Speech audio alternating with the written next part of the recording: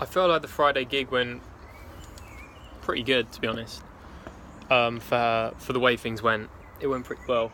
I performed Halloween Daydream as a piano version, but also improvisation to an extent, and it went well for the first time I basically performed improv in front of everyone. And because I haven't performed it on piano before, I've only done guitar. So yeah, it went well. Any things I wish could have gone better was probably the resolution and build up, or like intention of the piano improv. Even though I felt like it did go well, and I feel like there was some cool little things in the improvisation, but I do think there was a few that I hit the wrong chord. But I mean, that's just practice, and I've only been practicing improvisation for maybe the last 2 months. I'm gonna say 2 months, and not with like a indie pop, more with jazz. But I think the improv went all right for the first time. The rhythm of the song was completely different to how the actual song goes, which I thought it was quite nice, really. Like, quite a nice... I mean, to be honest, in a way, the audience didn't really know what was going to hit them. In a way, that could have been not improv, that could have been meant to be on piano, could have been the perfect rhythm. Like, that is how they see the song, because they've never actually heard the recorded version. So really, I didn't do improv, and I didn't do like a piano version for the audience. I did it for me. In a way, I was being a bit selfish, because I thought, well, I've recorded the song, but what is the actual point in recording the song for the studio and then doing the same thing live for the audience? Yeah, if I was on stage for an actual audience, I would do the song how it's meant to be, but in that time, how does that benefit me? I couldn't really see how doing the exact same song in K37 benefited me, where putting myself out of my comfort zone, doing improv on a instrument that I haven't actually played that song to or with a different rhythm, basically a different song, a rearrangement. I felt really, really uncomfortable, but I really liked it. In the end, I was a bit, not nervous, but curious of what people thought. And then people started saying, was it Halloween? Was it heroin? And I talked about it in my blog. It's literally whatever you want it to be. Yeah, it's called Halloween Daydream, but that's just a title.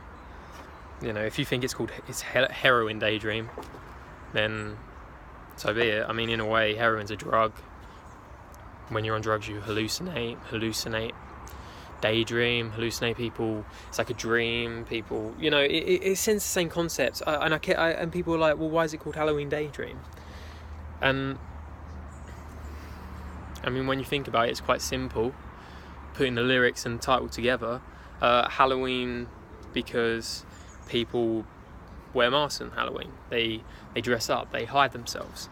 That kind of represents people in life. People kind of hide themselves. People don't show them their true colours. Don't show emotions, especially girls try and stay fit, and they try and wear clothes that are expensive to look good.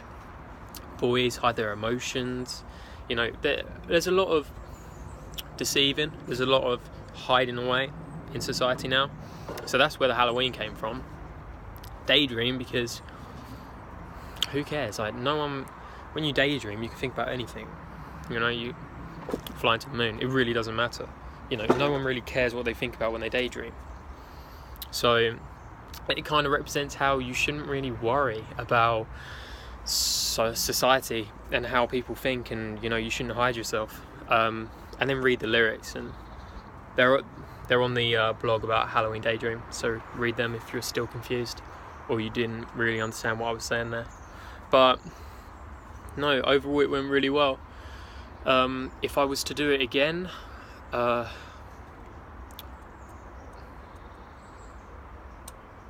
mean, I wouldn't have changed anything really.